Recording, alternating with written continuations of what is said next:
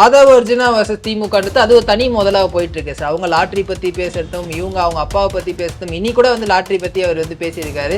அவர் பேச எழுந்தாவே இந்த பக்கம் வந்து கத்த ஆரம்பிக்கிறாங்க. என்னைக்கு மார்ட்டின் கிட்ட போய் கையேந்தினீங்களோ அன்னைக்கே அவர்களை விமர்சிக்கிற அந்த தார்மீக உரிமையே நீங்க இழந்துட்டீங்களே. அதனால ஆதவ மீது இவர்கள் வைக்கிற இந்த குற்றச்சாட்டுங்கிறது, திமுகவுக்கு எப்பயுமே ரெண்டு முகம் இருக்கு. அவங்க வந்து வெறுமனே மாணிக்கம் மட்டும் கிடையாது, மாணிக் பாட்சாவும் அவங்க. அந்த முகத்தை எப்படியாவது மக்கள்கிட்ட அதிமுகவை டீல் பண்ண கட்சி எம்ஜிஆர் அவர்களை பார்த்தாங்க, ஜெயலலிதா அவர்களை பார்த்தாங்க. ஆனா இப்ப எல்லாமே சின்ன பசங்க, இவங்கள டீல் பண்ண முடியாம திணறாங்களோ திமுகவிடம் ஒரு திணறல் தெரிவது உண்மைதான். ஆதவ் திமுகவுக்காக தேர்தல் வேலை பார்த்தவர் தான். அப்ப திமுகவுடைய நெளிவு செறிவுகள், அவர்களுடைய பலம் பலவீனம் எல்லாமே தெரியும். இப்ப அதையெல்லாம் இன்னைக்கு பொது வெளியில போட்டு அடின்னு அடிக்கிறார். திருமாவளவனுக்கு பிடிக்காத, திருமாவளவனுக்கு உடன்பாடு இல்லாத ஒரு விஷயத்தை வன்னியரசு பேசிட முடியாது.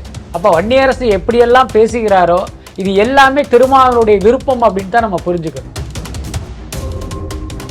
பிஜேபி இந்திய அளவில் ஒரு கவனத்தை ஈர்த்த ஒரு சக்தியாக இருந்தாலும் தமிழ்நாட்டை பொறுத்த வரைக்கும் சிஜேபி எல்லாம் ஒரு பெரிய அளவில் வளராது. ஆவேக்கான ஒரு கட்சி வந்து ஒட்டுமொத்த இளைஞர்களுமே அவங்க பக்கம் தள்ளிட்டு போயிட்டாங்க. இப்ப இவங்க சிஜேபியை வளர்த்து விட்டு பாக்கி இருக்கிற இளைஞர்களும் அந்த பக்கம் போயிட்டா அப்ப திமுகவில் யார்தான்? துரைமுருகனும் ஏவாவேலும் தான் இருக்கும். நேயர்களுக்கு வணக்கம். இன்று நம்முடைய மூத்த பத்திரிகையாளர் பிஸ்மிஸ் தான் இணைஞ்சிருக்காரு. வணக்கம் சார். வணக்கம். சட்டமன்றத்தை எடுத்தாவே சண்டையாவே போயிட்டு இருக்கே சார்.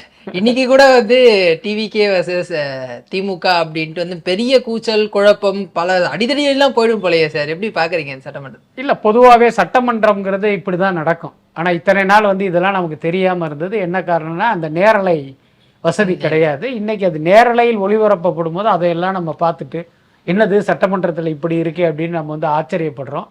காலங்காலமாகவே இப்படி தான் இருக்கும். பொதுவாகவே ஆளுங்கட்சி ஒரு விஷயத்தை பேசுவாங்க, பேசும்போது பார்த்திங்கன்னா எதிர்கட்சியை குற்றம் சாட்டுவாங்க, அல்லது முன்னால் ஆளுங்கட்சியாக அந்த எதிர்கட்சி இருந்திருக்கும். உங்கள் ஆட்சியில் வந்து இவ்வளோலாம் ஊழல் நடந்தது, இவ்வளோ முறைகேடு நடந்ததுங்கும் போது அதுக்கு அவங்க வந்து அப்ஜெக்ட் பண்ணுவாங்க. அதுக்கப்புறம் எதிர்கட்சி பேசும்போது ஆளுங்கட்சி மீது ஒரு விமர்சனம் வைப்பாங்க, அதுக்கு இவங்க ரியாக்ட் பண்ணுவாங்க. ஸோ இது எல்லாமே காலங்காலமாக நடந்தது தான். அதை வந்து இன்னைக்கு நம்ம பார்க்கும்போது நமக்கெல்லாம் அது ஒரு புதுசாக தெரியுது. என்னடா அது ஒரு தெலுங்கு டப்பிங் படத்தை விட மோசமாக போயிட்டு இருக்கேங்கிற எண்ணமெல்லாம் வருவதற்கு காரணம் என்னன்னா அது நம்ம இப்பதான் அதை பார்க்குறோம் அப்படிங்கிறது தான். மற்றபடி அது வழக்கமான நடைமுறை தான். இதனால தான் லைவ் வேணான்ட்டு தொடர்ந்து திமுக சொல்லிட்டு இருக்காங்களா சார்? இல்லை, அதற்கான காரணம் என்னங்கிறது தெரியல. பட் ஆனால் சட்டசபை தொடர்ந்து இந்த மாதிரி தான் இருக்குங்கிறதுக்கு இன்னொரு உதாரணம், இதற்கு முந்தைய கூட்டத்தொடர் ஞாபகம். அப்போ பிரேமலதா என்ன கோரிக்கை வச்சாங்கன்னா, எங்களுக்கெல்லாம் தண்ணி பாட்டில் வைங்க, அதுதான் எங்களுக்கு ஈஸியாக இருக்கும். சட்டசபையை பொறுத்த வரைக்கும் பார்த்தீங்கன்னா டம்ளரில் தண்ணியை வந்து சர்வ் பண்ணுவாங்க. இவங்க சொன்னாங்க இல்லை இல்லை நீங்கள் பாட்டிலில் வந்து ஒவ்வொரு டேபிள்லையும் வைக்க வேண்டியதானேன்னு ஒரு ஆலோசனையை சொன்னாங்க. ஒரு அரிய பெரிய ஆலோசனைன்னு வச்சுக்கோமே. அப்போ ஓபிஎஸ் என்ன சொன்னார் அப்படின்னா, இல்லை இல்லை அது வந்து உங்களுக்கு வசதியாக இருக்கலாம், ஆனால் அது நடைமுறையில் சாத்தியம் இல்லை. இந்த மாதிரி டென்ஷனில் வந்து தண்ணி பாட்டில் தூக்கி அடிச்சுட்டா என்ன பண்ணுறதுன்னு கேட்டார். அதை பார்க்கும்போது நமக்கெல்லாம் ஏதோ ஒரு நகைச்சுவையாக சொல்கிறாருன்னு தோணி இருக்கும். உண்மை என்ன அப்படின்னா, கடந்த காலங்களில் இந்த மாதிரியான சம்பவங்கள்லாம் நடந்திருக்கு. மைக்கை கலட்டிட்டு அடித்த சம்பவங்கள் இருக்குது. அதுக்கப்புறம் தாமரைக்கணின்னு ஒரு அதிமுக உறுப்பினர், அவர் பார்த்திங்கன்னா மோதிரமே இவ்வளோ ஒரு 1/4 கிலோ இருக்குது கையில், அவ்வளோ பெருசு இருக்கும். அவர் வந்து இன்னொரு எம்எல்ஏ போய் அடிச்சிட்டார்.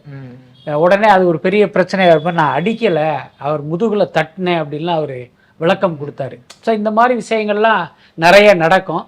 அதுக்கப்புறம் பார்த்திங்கன்னா இந்த நேரலைக்கு அனுமதி கொடுக்கறதுல பார்த்திங்கன்னா அவங்களுக்கு நிறைய சிக்கல் இருக்குது. என்ன காரணம் அப்படின்னா, இப்போ திமுக ஆளுங்கட்சியாக இருக்கும்போது அவங்களுடைய பாயிண்ட் ஆஃப் வியூவில் எடுத்துக்கணும் அப்படின்னா, சபை நடவடிக்கையில் பார்த்தீங்கன்னா ஒரு 50% மேலே ஒரு வெட்டி பேச்சாக தான் இருக்கும். நீங்கள் கூட பார்த்துருப்பீங்க, இந்த சினிமா கதைகள் பேசுறது, அப்புறம் மற்றவங்களை புகழ்றது, ஸோ இந்த மாதிரியான பாட்டு பாடுறது, இந்த இப்படி தான் ஒளியும்லாம் நடக்கிற மாதிரியெல்லாம் இருக்கும். அது வந்து மக்கள்கிட்ட போனால் அது நமக்கு ஒரு கெட்ட பெயரை ஏற்படுத்துங்கிற காரணமோ என்னமோ அந்த நேரலையில் வர்றதை வந்து அவங்க தவிர்த்துக்கிட்டே இருந்தாங்க. தாவேக்காவை பொறுத்த வரைக்கும் புதுசாக ஆட்சிக்கு வந்திருக்காங்க, நம்முடைய செயல்பாடு என்னன்னு மக்களுக்கு தெரியணும் அப்படிங்கிறதுனால அந்த விஷயத்தை அவங்க இம்ப்ளிமெண்ட் பண்ணிட்டாங்க. அப்படிதான் நான் நினைக்கிறேன். சமூக நீதி குறித்து திமுக பேசினது ஒரு மிகப்பெரிய அதிர்வலைகளை இன்னைக்கு வந்து ஏற்படுத்தி இருக்கு சார். அமைச்சர் ராஜ்மோகன் வந்து கோபமாவே வந்து சொன்னார், நீங்க தான் பண்ணீங்கன்னு சொன்னீங்க. எத்தனை தலித் அமைச்சர்களுக்கு வாய்ப்பு கொடுத்தீங்க, பள்ளி கல்வித்துறையில எத்தனை தலித் அமைச்சர்கள் இருக்காங்க அப்படின்ற மாதிரியான விஷயங்களை வந்து ஸோ மக்கள் இதெல்லாம் பார்க்கும்போது இவ்வளவு நாளா அவங்க நம்பிட்டு இருந்த பல விஷயங்கள் வந்து இன்னைக்கு பொய்யா ஆகுது சார் இந்த சட்டமன்றத்தின் மூலயமா. இல்ல உண்மைதானே. நான் திமுக மட்டும் இல்ல, திமுகவும் சரி அதிமுகவும் சரி பேசுகிற சமூக நீதியே பொய்யானது, போலியானது. அதுதான் முக்கியமான விஷயம். இப்போ இவங்க சொல்ற மாதிரி எத்தனை தலித்த அமைச்சர்களுக்கு நீங்க ஒரு பெரிய பிரதிநிதித்துவம் கொடுத்துருவீங்க. இப்போ திமுகவே எடுத்துக்கிட்டீங்கன்னா ஆராசா தவிர வேற யாருக்கும் பார்த்தீங்கன்னா ஒரு பெரிய உயர்வு கிடைச்சதா நீங்க சொல்லவே முடியாது. என்ன பண்ணுவாங்க அப்படின்னா அந்த ஆதி திராவிடர் நலத்துறைன்னு ஒன்று இருக்கு, அதை தான் இப்போ சமூக நீதித்துறைன்னு மாற்றிருக்காங்க. அப்படி ஒரு இலாக்காவை ஒரு தலித் அமைச்சருக்கு கொடுப்பாங்க. விதிவிலக்காக 1-2 பேருக்கு வேணால் கொடுப்பதற்கு வாய்ப்பு இருக்குது. மற்றபடி பார்த்தீங்கன்னா அவர்களுக்கு உரிய அல்லது ஒரு பெரிய முக்கியத்துவம் வாய்ந்த இலாக்காக்களை அதிமுகவும் ஒதுக்குனதில்லை, திமுகவும் ஒதுக்குனதில்லை. அதுதான் முக்கியமான காரணம். என்ன இதுக்கு பின்னணி அப்படின்னா வழக்கம் போல் பார்த்தீங்கன்னா ஓட்டு அரசியல் தான். இன்னைக்கு விசிகாவை வந்து திமுக போன்ற கட்சிகள் தங்கள் கூட்டணியில் வைத்து கொண்டாலும் அவங்களுக்கு வந்து உள்ளுக்குள்ளேயும் ஒரு பயம் இருந்துக்கிட்டே இருக்கும். என்னன்னா இப்போ விசிகாவை நம்ம கூட்டணியில் வச்சுருந்தா வன்னியர் வாக்கு விழாமல் போயிடுமோ, அப்போ என்ன பண்ணலாம், அப்போ வன்னியர்களை சமாதானப்படுத்துகிற மாதிரி அந்த சமூகத்தை சேர்ந்தவர்களுக்கு இவர்களுடைய கட்சியில் வந்து ஒரு பெரிய பிரதிநிதித்துவம் கொடுப்பாங்க. அப்படி இல்லைன்னா வேல்முருகன் போன்ற ஆட்களை கூப்பிட்டு அவங்கள வந்து தங்களுடைய கூட்டணிகளை வச்சு அதை பேலன்ஸ் பண்ணுவாங்க. ரொம்ப வெளிப்படையாக சொல்லணும் அப்படின்னா தலித் எதிர்ப்பு, தலித் வெறுப்பு அது இங்கே வந்து பெரிய அளவில் இருக்குது. ஸோ அதை வந்து இந்த கட்சிகள் எல்லாமே வந்து கவனத்தில் வச்சுருக்காங்க. ஒரு தலித் உறுப்பினருக்கு நம்ம வந்து ஒரு முக்கியத்துவம் வாய்ந்த ஒரு இலாக்காவை கொடுத்தா மற்ற சாதி இந்துக்களுடைய கோபத்துக்கு ஆளாக நேரம், அவங்க ஓட்டு போடலைன்னா நம்ம ஆட்சி அதிகாரத்துக்கு வர முடியாதுங்கிற ஒரு பயம் இருக்குது. அது திமுகவுக்கும் இருக்குது. இவங்க ஒரு பக்கம் சமூக நீதி, சமத்துவம் அதெல்லாம் பேசுவாங்க, பக்கம் இன்னொரு பக்கம் இந்த மாதிரியான சிக்கலுமே இருக்குது. அதுக்கப்புறம் நேற்று நீங்கள் கவனிச்சிங்கன்னா தெரியும், ஒரு தாவேகா இஸ்லாமிய உறுப்பினர் முஸ்தபா திமுக ஆட்சியில் பார்த்தீங்கன்னா இஸ்லாமியர் குறித்து இப்படியெல்லாம் நடந்தது அப்படின்னு ஒரு பிரச்சனையை கொண்டு வந்தா அதுக்கு வந்து திமுக பயங்கரமா கொந்தளிச்சாங்க. ஆதாரத்தோட காட்டுறாரு. ஆனா உண்மை என்ன அப்படின்னா சிறுபான்மையினரின் காவலனாக காட்டிக்கொள்கிற திமுகவும் கூட பல நேரங்களில் இஸ்லாமியர்களுக்கு எதிராக இருந்திருக்கு. நீங்க ரொம்ப டீப்பா பார்த்தீங்கன்னா தெரியும், திமுக எதிர்க்கட்சியாக இருக்கும் போது தான் சிறுபான்மையருடைய நண்பனாக தங்களை காட்டிக்குவாங்க. அதே இது ஆட்சி அதிகாரம் வசப்பட்டு அவங்க ஒரு ஆளுங்கட்சியாக இருக்கும்போது அந்த மாதிரியான கரிசனம்லாம் வெளிப்படாது. இன்னும் சொல்ல போனா இஸ்லாமியர்களுக்கு எதிரான நடவடிக்கையை கூட திமுக ஆட்சியில் இருக்கும் போதெல்லாம் செஞ்சிருக்கு. அதனால இவங்க பேசுகிற அந்த மத சார்பின்மை, இதே மாதிரி இந்த சமூக நீதி அப்படிங்கிறது எல்லாமே போலியானது தான்.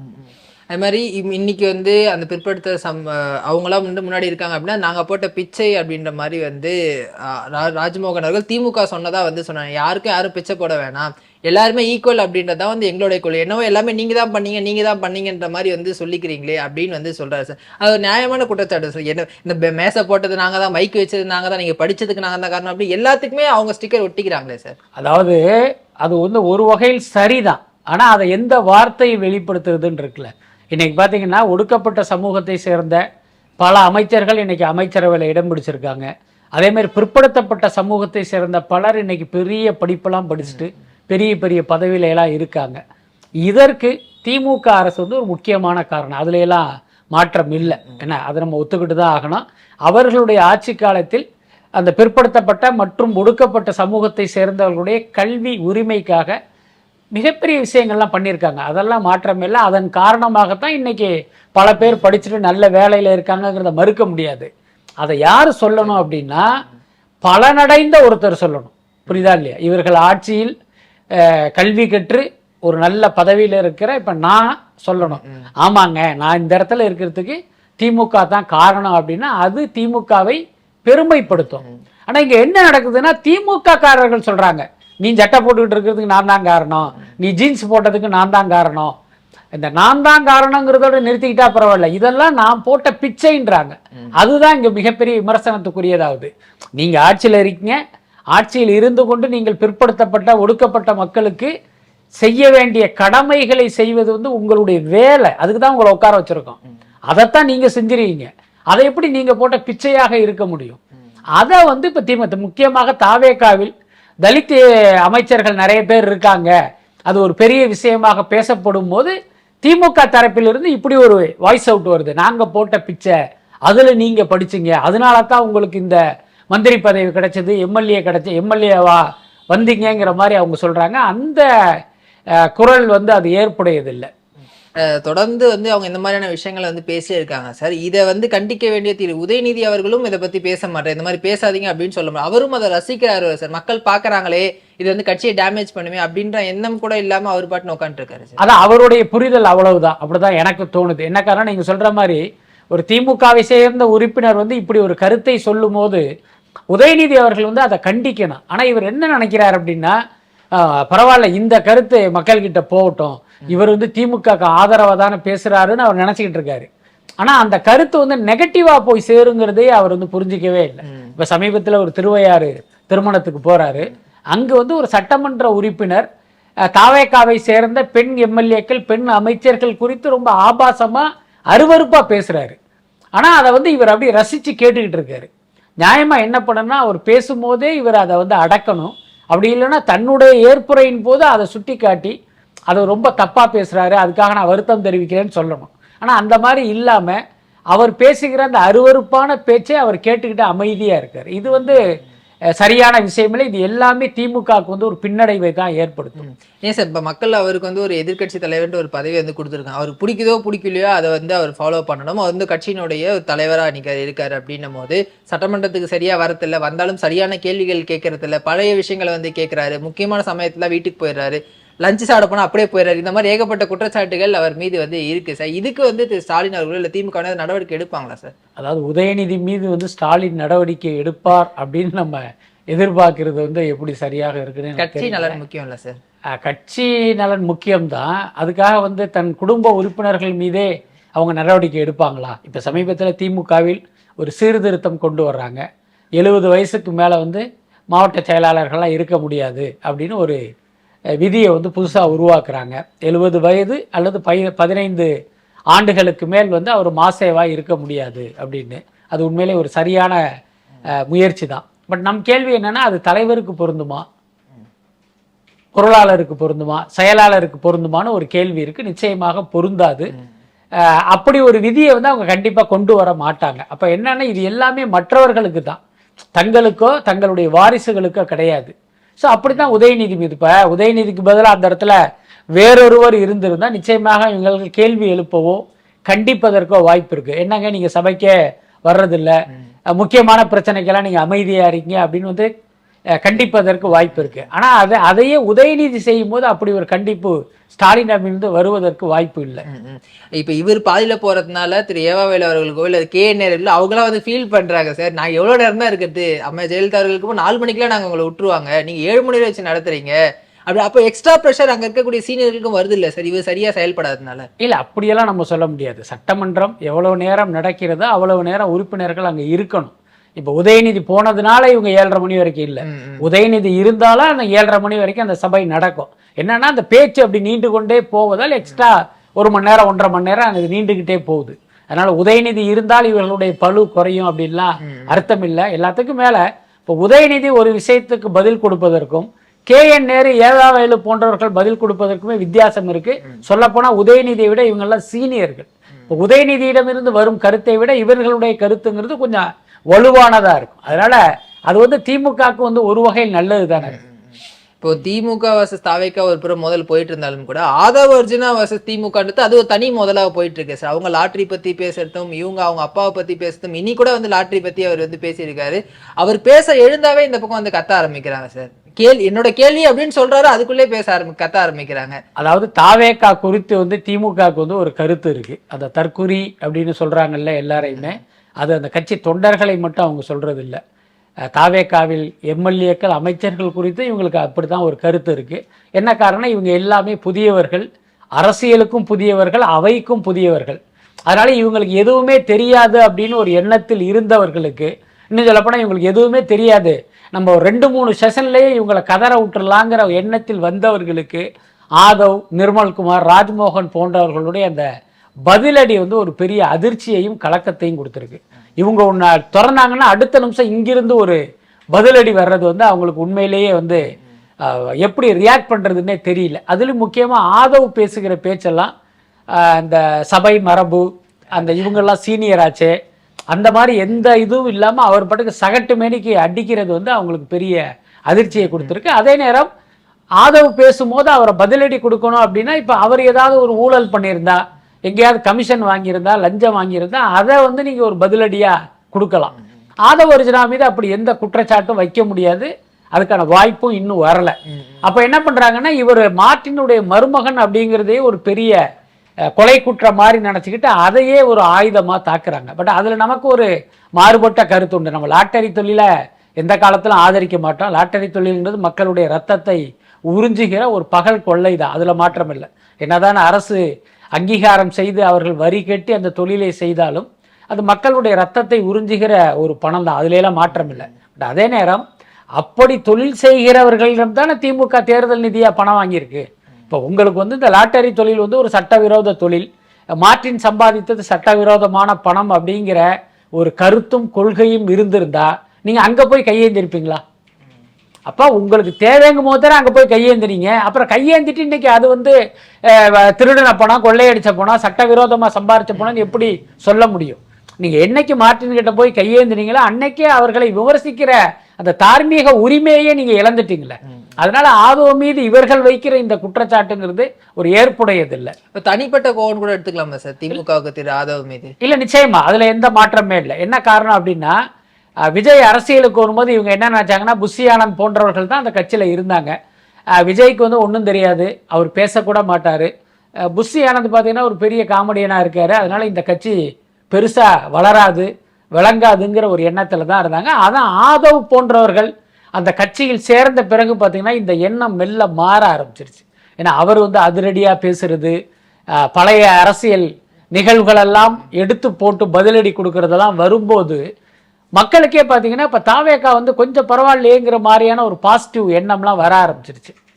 இன்னைக்கு திமுகவுடைய கோபமும் கூட அதுதான். என்னன்னா தாவேகாவை நம்ம ஈஸியாக வீழ்த்திடலாம் அப்படின்னு நினைச்சாங்க. இன்னைக்கு அதுக்கு வாய்ப்பு இல்லாமல் போனதற்கு ஆதவும் ஒரு முக்கியமான காரணம். எல்லாத்துக்கும் மேல ஆதவ் திமுகவுக்காக தேர்தல் வேலை பார்த்தவர் தான். அப்ப திமுகவுடைய நெளிவு செலிவுகள், அவர்களுடைய பலம் பலவீனம் எல்லாமே தெரியும். இப்ப அதையெல்லாம் இன்னைக்கு பொது வெளியில போட்டு அடி அடின்னு அடிக்கிறாரு. ஸோ இதுவும் கூட திமுகவுக்கு ஆதவ் மீது ஒரு தனிப்பட்ட கோபமும் காழ்ப்புணர்ச்சியும் வந்ததற்கு முக்கியமான காரணம்னு நினைக்கிறேன். ஒரு எச்சரிக்கையாவே இன்னைக்கு வந்து சொல்றாரு, உங்களை பத்தி எல்லா விஷயமும் எனக்கு தெரியும், நான் அதெல்லாம் சொல்லக்கூடாதுன்னு நினைக்கிறேன், ஆனா சொன்னா நாரிடும் அப்படின்ற அளவுக்குலாம் வந்து ஒரு உச்சக்கட்ட கோவத்துக்கு போய் எல்லாம் ட்ரிகர் பண்றாங்களோ சார். அவர் பேசட்டும், இதன் மூலமா ஏதாவது வார்த்தைகள் வரும், அது மக்கள் மத்தியில தாவேகா பேரை டேமேஜ் பண்ணும் அப்படின்னு நினைக்கிறாங்களோ திமுக? இல்ல, திமுக தாவேகாவினரை ட்ரிகர் பண்ற மாதிரி எனக்கு தெரியல. நம்ம பார்க்கும்போது பாத்தீங்கன்னா தாவேகாவினர் தான், முக்கியமாக ஆதவ் போன்ற நிர்மல்குமார் போன்றவர்கள் தான் திமுகவை ட்ரிகர் பண்றாங்க. ஏன்னா இவங்களை எப்படியாவது ட்ரிகர் பண்ணி அவங்கள கண்ட்ரோலை வந்து இழக்க வைக்கணும், அதன் மூலமாக அவங்களை எக்ஸ்போஸ் பண்ணணும். இப்போ திமுகவுக்கு எப்பயுமே ரெண்டு முகம் இருக்கு. அவங்க வந்து வெறுமனே மாணிக்கம் மட்டும் கிடையாது, மாணிக் பாட்சாவும் அவங்க தான். அதனால அந்த முகத்தை எப்படியாவது மக்கள்கிட்ட எக்ஸ்போஸ் பண்ணணும் அப்படிங்கிறது அவங்களுடைய நோக்கமா இருக்கும்னு நினைக்கிறேன். சொல்லப்போனா அந்த நேரலையின் பின்னணி கூட இதுவாக இருப்பதற்கு வாய்ப்பு இருக்கு. அதனால திமுக தாவேகாவினரை ட்ரிகர் பண்றதை விட தாவேகாவினர் திமுகவை ட்ரிகர் பண்ற சம்பவங்கள் தான் அதிகமா இருக்கு. அது மட்டும் இல்லாம தொலைக்காட்சிகள்ல அவங்க தூங்குறது, அவங்க சாப்பிட்றது, திமுக என்னென்ன பண்றாங்க அதெல்லாம் எடுத்து போட்டு அவங்க வந்து கலாய்க்கிறாங்க. அதுவுமே அவங்க வந்து சொல்றாங்க, நாங்க இப்படி பண்றதுல எங்களை கலாய்க்கிறாங்க வெளில அப்படின்ற மாதிரிலாம் வந்து சொன்னா. அப்ப நேரில் நடக்குது அப்படின்றது அவங்களுக்கு தெரியுது. அப்ப அதுக்கேற்ற மாதிரி நடந்துக்கணுங்களா சார்? அங்க போய் தூங்குறது, பக்கத்துல இருந்து பேசி விளையாடுறது, இதெல்லாம் எப்படி சார் மக்கள் ஏத்துப்பாங்க? இல்ல, பொதுவாகவே நம்ம சொல்லணும் அப்படின்னா சட்டமன்ற நிகழ்வுகளை நீங்கள் தொடர்ந்து பார்த்தீங்கன்னா ஒரு கட்டத்தில் நமக்கு ஒரு அலுப்பையும் சலிப்பையும் கொடுக்கும். அதுல எல்லாம் மாற்றம் இல்லை. இப்போ நீங்களே தொலைக்காட்சியில் வந்து ஒரு நேரலையில் பார்த்துக்கிட்டு இருக்கீங்க, ஒரு அமைச்சர் உட்காந்து ஒரு 5 நிமிஷம் முதலமைச்சரை புகழ்றாருன்னு வச்சுங்களேன், உங்களுக்கே ஒரு கட்டத்தில் போர் அடிச்சிடும். அதுக்கப்புறம் மக்கள் பிரச்சனையை பேசுகிறேன்ட்டு இப்போ இந்த உயர்கல்வித்துறை அமைச்சர் விஸ்வநாதன் மாதிரி ஒன்று 2 தடவை சொல்கிறாங்கன்னு வச்சுங்க, KN நேருவே போர் அடிக்குதுங்கிறாரு. அப்போ மற்ற அமைச்சர்களுக்கும் அப்படி தானே இருக்கும். ஒரு கட்டத்தில் என்ன பண்ணுவாங்கன்னா ரொம்ப சோர்வாயிடுவாங்க. அதன் மூலமாக கண் அசைவதற்கும் வாய்ப்பு இருக்கு. அப்புறம் ஒரு பழமொழி கூட இருக்கு, உண்ட மயக்கம் தொண்டனுக்கும் உண்டுன்னு. அப்ப சட்டசபையில இருக்கிறவங்களும் தொண்டர்கள் தானே, அவங்களும் வந்து பாத்தீங்கன்னா சாப்பிட்டுட்டு உள்ள போய் உட்காந்து அவங்களுக்கு தூக்கம் வரதான் செய்யும். இது எல்லா காலத்திலயும் உள்ளதுதான். இன்னைக்கு அது நேரலையில் நடக்கும் போது பாத்தீங்கன்னா அது எல்லாமே கண்டென்ட்டாக மாறுது. பட் அதே நேரம் சபாநாயகர் அவையில் சபை குறிப்பிலிருந்து நீக்கப்படுகிற விஷயங்களை ஊடகங்கள் பயன்படுத்தக்கூடாதுன்னு எப்படி சொல்றாரு, அந்த மாதிரி அங்க சட்டமன்ற உறுப்பினர்களுடைய கௌரவத்தை குலைக்கிற, இப்போ ஒருத்தர் தூங்குறாரு, கொட்டாய் விடுறாரு, மூக்க நோண்டுறாரு, இதையெல்லாம் வந்து ஒரு கண்டென்ட்டா போடுறதுக்கும் வந்து அவங்க தடை விதிக்கணும். ஏன்னா இதன் மூலமாக இந்த தொலைக்காட்சியினுடைய நோக்கம் என்ன அப்படின்னா அந்த உறுப்பினரை அவமானப்படுத்துவது தான். அப்போ ஒரு உறுப்பினரை ஒரு ஊடகம் வந்து அவமானப்படுத்துவதை சபாநாயகர் எப்படி அதை அனுமதிக்க முடியும்? என்ன கேட்டால் இந்த விவகாரத்தில் சபாநாயகர் அப்படி ஒரு முடிவு எடுக்கணும். இப்போ இவங்க 2 பேரும் மாற்றி மாற்றி சண்டை போடுறது மற்ற கட்சிகளுக்கும் ஒரு டைட்னஸை கொடுக்காது சார். இப்போ பிரேமலதா விஜயகாந்த் தான் நீங்கள் சொல்லிட்டாங்க சட்டமன்றமா சண்டை மன்றமா, இப்போ சண்டை மட்டுமே போட்டுட்டு இருக்கீங்க அப்படின்றதுல அவங்க பேசுறாங்க. மற்ற கட்சிகளை எப்படி சார் பார்ப்பாங்க? அதிமுகவோ தேமுதிகவோ பாமகவோ எப்படி பார்ப்பாங்க? அதாவது சட்டமன்றமா சண்டை மன்றமான்னு கேட்குற தகுதி வந்து பிரேமலதா விஜயகாந்துக்கு கிடையாது. என்ன காரணம்னா இவருடைய கணவரான விஜயகாந்த் இதே சட்டமன்றத்தில் தான் நாக்கை துருத்திட்டு அப்படின்னாரு. என்ன அன்னைக்கு அது சட்டமன்றமா சண்டை மன்றமானு விஜயகாந்த் அவங்க கேட்டிருப்பாங்களா? என்ன அதனால அந்த கமெண்ட் அடிக்கிறதுக்கான தகுதியெல்லாம் அவங்களுக்கு கிடையாது. எல்லாத்துக்கும் மேலே எல்லா காலத்திலும் சட்டமன்றம் இப்படி தான் இருக்கு. இன்னைக்கு ஒன்றும் புதுசாக வந்துடல. அதுக்கு அடுத்து பார்த்தா இவங்க பேசுகிற நேரத்தில் என்னத்தை பேசிடுறாங்க? மக்கள் பிரச்சனையை பற்றி தான் பேசுகிறாங்களா என்ன? அப்படியெல்லாம் ஒன்றும் இல்லை.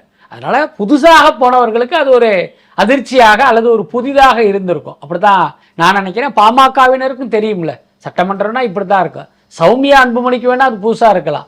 பாமக எம்எல்ஏக்களுக்கு இதெல்லாமே அவர்கள் ஏற்கனவே கண்ட காட்சிகள் தான். ஆனால் மொத்தத்தில் நம்ம ஒரு பொதுமக்களாக இதை சொல்லும் போது உங்களை சட்டமன்றத்துக்கு நாம் அனுப்பி வைத்தது எங்கள் பிரச்சனைகளை பேசுவதற்கு, உங்களுடைய தனிப்பட்ட பஞ்சாயத்துகளை தீர்த்துகிற இடம் வந்து சட்டமன்றம் கிடையாது. அதுக்கப்புறம் தாவேகா உறுப்பினர்கள் அமைச்சர்களுடைய அந்த பேச்சை பார்க்கும்போது தாவேகா கூட்டத்தில் தாவேகா நிகழ்ச்சிகளில் பேச வேண்டியதை இவங்க சட்டமன்றத்தில் பேசுகிறாங்க. இப்போ புஷி ஆனந்த் பார்த்தீங்கன்னா விஜய் புகழ்ந்து அந்த கட்சி எப்படி வளர்த்தோம் அப்படியெல்லாம் பேசுவார். இது எல்லாமே அவர்களுடைய தொண்டர்களிடம் பேச வேண்டிய விஷயம், இங்கே பேச வேண்டிய விஷயம் இல்லை. ஸோ இந்த புரிதலோடு இவர்கள் இயங்குனா அது சட்டமன்றம் வந்து ஒரு சரியான மாண்போட இயங்கும். இன்னொரு புறம் அமைச்சர் வன்னியரசு அவர்களுடைய தாக்குதலுமே வந்து பல மடங்கு அதிகமா இருக்கு சார். ஏன்னா உதயநிதி அவர்கள் சினிமா பத்தி ஒரு பேசாது கிளைமேக்ஸ் அப்படிலாம் பேச, அதுக்கு இவர் வந்து பதில் சொல்றாரு. அதே மாதிரி சமூக நீதி அப்படின்றத வந்து ஆட்சியில பங்கு அதிகாரத்துல பங்குன்றது இங்க வாயில தான் சொன்னீங்க, இங்க தாவேகா நிறைவேற்றி காட்டிடுச்சு அப்படின்னு வந்து சொல்றாங்க. ஆனா விசிகா இன்னும் வந்து அந்த நட்பு சக்தியோட தான் இருக்கு திமுகவோட அப்படின்ற ஒரு பார்வை இருக்கு. ஆனா இப்ப இவருடைய பேச்செல்லாம் பார்க்கும்போது முழுமையா விலகி வந்துட்டாங்கன்னு எடுத்துக்கலாமா சார்? இல்ல, திமுகவோடு நீங்க சொன்ன மாதிரி திருமாவளவன் வந்து ஒரு நெருக்கமான நட்புல இருந்தாரு. ஆனால் சமீப காலமாக அவருடைய பேச்செல்லாம் பார்க்கும்போது மெல்ல அதிலிருந்து நகர்ந்து வருகிறார் அப்படின்னு தான் புரிஞ்சிக்க முடியுது. இன்னொன்று ரொம்ப வெளிப்படையான உண்மை என்னன்னா, திருமாவளவன் திமுகவோடு இருந்த போதும் திமுக மீது கடுமையான அதிருப்தியில் தான் இருந்தார். அவர்களோட தொகுதி உடன்பாடு, அவர்கள் ஒதுக்கிய தொகுதியில் உடன்பாடு இல்லாதது, பல்வேறு விஷயங்களில் பார்த்தீங்கன்னா திமுக மீது ஒரு மிகப்பெரிய கடுப்பும் வெறுப்புமே விசிகாக்கு இருந்ததை நம்ம பார்த்துருக்கோம். ஆனால் என்னன்னா அவங்களுக்கு வேற வழி இல்லை. திமுக வேணாம், திமுக நம்மளை அவமானப்படுத்துது, நம்ம கேட்ட தொகுதியை தரல, நம்ம கேட்குற நம்பர்ஸில் வந்து தொகுதிகள் கொடுக்கல, அப்போ நம்ம அதிமுக சைடு போயிடலான்னு பார்த்தா அங்கே இவர்களுக்கு பிடிக்காத 2 எதிரிகள் இருக்காங்க. ஒன்று பாமக, ஒன்று பாஜக. அதன் காரணமாகவே இவங்க வேண்டா வெறுப்பாக தான் திமுக கூட்டணியில் இருந்தாங்க. இன்னொரு பக்கம் தாவேகாவிலிருந்து பகிரங்க அழைப்பு வந்தும் இவரெல்லாம் எங்கே ஜெயிக்க போகிறாரு, இவர் ஒரு சீட்டில் ஜெயிச்சாலே அதிகம், இவர் பின்னால போனோம்னா அன்னைக்கு விஜயகாந்த் பின்னால மக்கள் நல கூட்டணிக்கு போய் தோத்து போன மாதிரி நம்மளும் நடுத்தருவில் நிற்கணுங்கிறதுனால இவர் தாவேகா பக்கம் போகலை. எல்லா அவமானங்களையும் முழுங்கி கொண்டு அந்த கூட்டணியில் தொடர்ந்தாங்க. தேர்தல் முடிவுக்கு அப்புறம் பார்த்தீங்கன்னா அது அப்படியே நிலைமை மாறிடுச்சு. தாவேகாங்கிறது எதிர்கால தமிழ்நாட்டு அரசியலில் இனி தாவேகாவை தவிர்க்க முடியாது.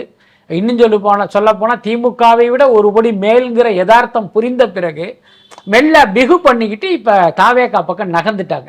ஸோ இந்த நிமிடம் வரை அவங்க தாவேகாவோடு தான் ரொம்ப இணக்கமா இருக்காங்க. கிட்டத்தட்ட திமுகவிலிருந்து நகர்ந்துட்டாங்க அப்படிதான் நான் நினைக்கிறேன். அதுக்கடுத்து வன்னியரசு பேசுறார் அப்படின்னா வன்னியரசு வெறுமனே தன் சொந்த கருத்தை மட்டும் பேசிட முடியாது. கட்சியினுடைய கருத்து என்ன, தலைவருடைய அபிப்பிராயம் என்ன, எல்லாத்தையும் தெரிந்து கொண்டுதான் நீங்க அங்க போய் பேச முடியும். இப்ப திருமாவளவனுக்கு பிடிக்காத, திருமாவளவனுக்கு உடன்பாடு இல்லாத ஒரு விஷயத்தை வன்னியரசு பேசிட முடியாது. அப்ப வன்னியரசு எப்படியெல்லாம் பேசுகிறாரோ இது எல்லாமே திருமாவளவனுடைய விருப்பம் அப்படின்னு தான் நம்ம புரிஞ்சுக்கணும். சார் இன்னொரு புறம் வந்து திமுக சிஜேபியோட கூட்டணி வைக்க போகுது. அவங்க வந்து இங்க வந்து சிஎம் வந்து நல்ல சிஎம் ஸ்டாலின் தான் அப்படின்னு வந்து சொல்றாங்க. இங்க வந்து நாங்க விஜய் எக்ஸ்போஸ் பண்ணுவோம் அப்படிலாம் வந்து சொல்றாங்க. இதுக்கு பின்னாடி திமுக வந்து பெருமளவு பணத்தை வந்து அவங்களுக்கு கொடுத்துருக்கு அப்படின்ற மாதிரியான தகவல்கள்லாம் இருக்கு. அதெல்லாம் உண்மையா சார்? அதாவது என்னன்னா இது எல்லாமே வதந்தி அல்லது யூகம் அப்படிதான் நான் பார்க்குறேன். அதுக்கடுத்து பார்த்தீங்கன்னா சிஜேபி இந்திய அளவில் ஒரு கவனத்தை ஈர்த்த ஒரு சக்தியாக இருந்தாலும் தமிழ்நாட்டை பொறுத்த வரைக்கும் சிஜேபி எல்லாம் ஒரு பெரிய அளவில் வளராது. அதுதான் யதார்த்தம். என்ன காரணம் அப்படின்னா இப்போ சிஜேபியில் யார் இருக்கா அப்படின்னா இந்த ஜென்சிகள் தான் இருக்காங்க.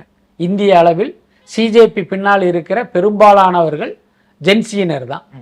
தமிழ்நாட்டை எடுத்துக்கிட்டிங்கன்னா ஜென்சிக்கள் எல்லாமே தாவேகா பக்கம் இருக்காங்க. அப்போ சிஜேபி பின்னால் யார் வருவா?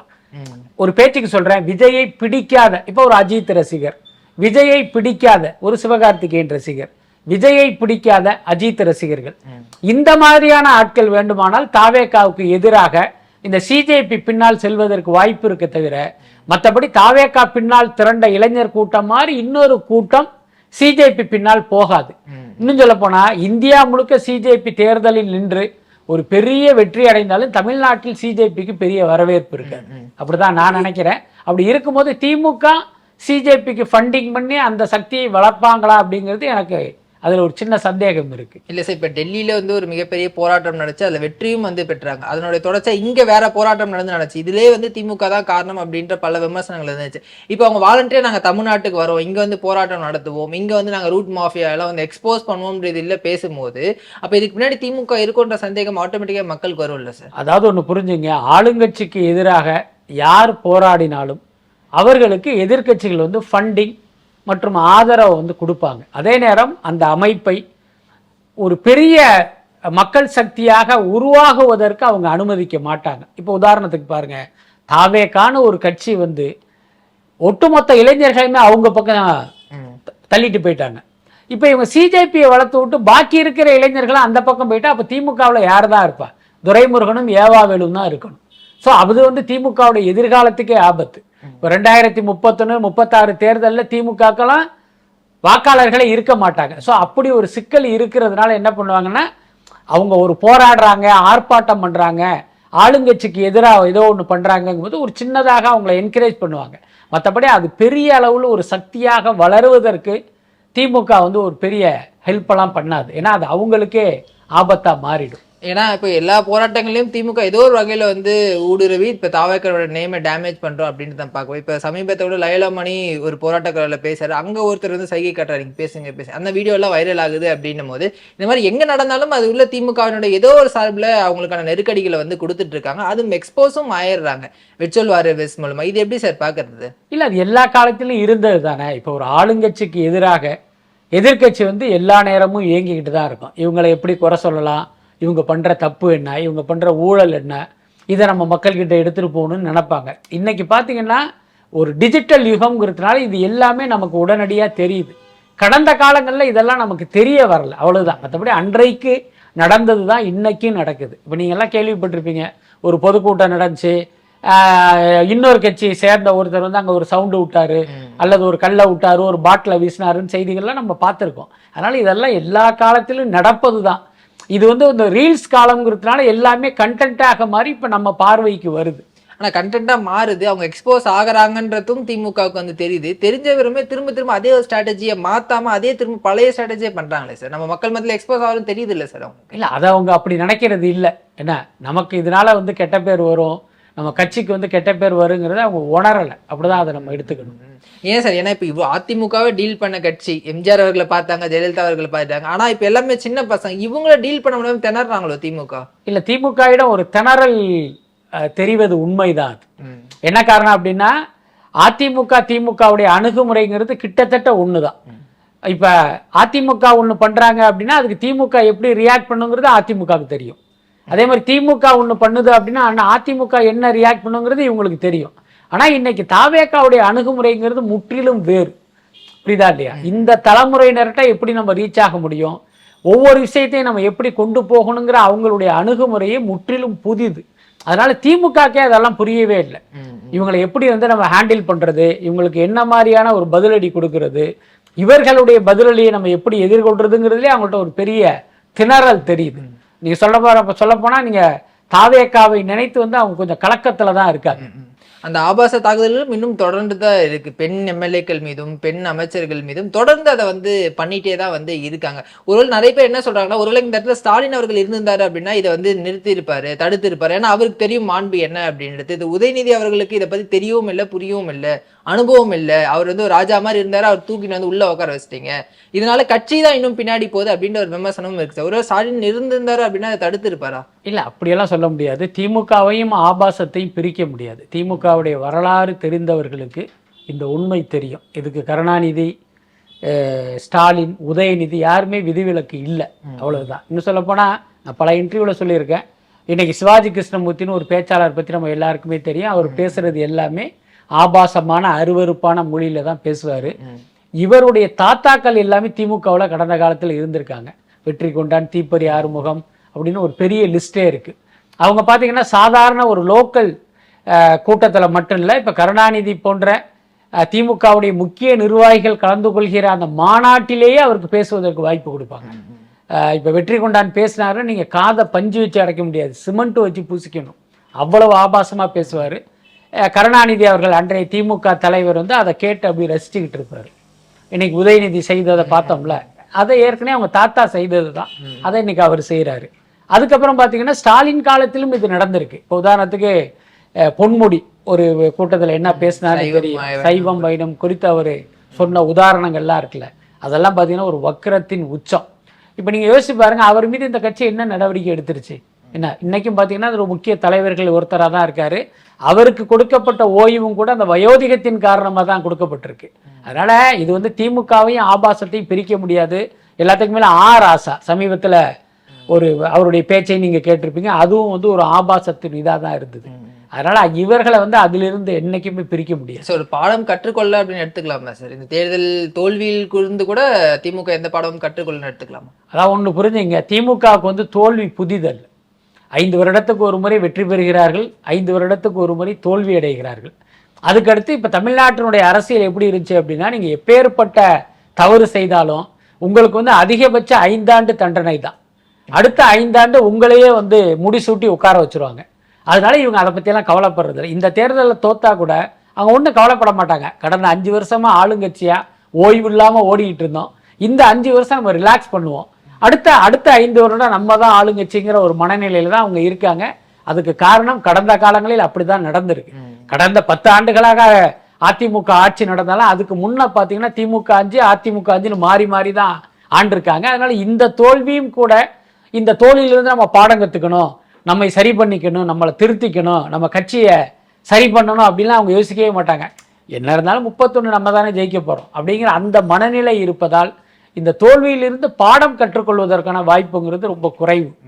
நிறைய தகவல்கள் எங்களுக்காக தெரிஞ்சுச்சு சார். அடுத்தடுத்த தொடர்ந்து பேசலாம். தகவலுக்கு நன்றி சார். நன்றி.